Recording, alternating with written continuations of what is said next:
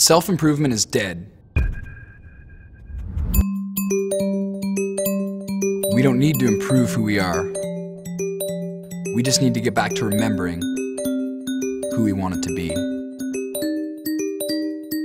We all had hopes. I will have financial freedom. I will become a doctor. I will have a child. We all had dreams. I will surf in Bali. I will master the trumpet. I will start a nonprofit. But life got in the way. We forgot about what truly makes us happy.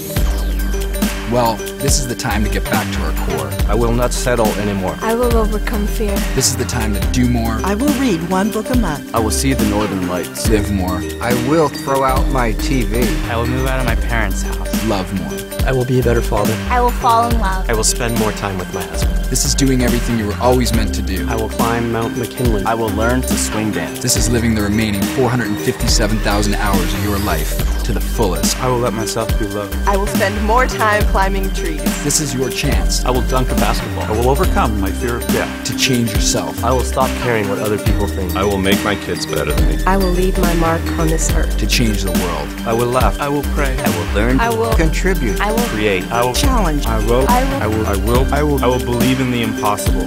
This is your life plan. To do, live, love.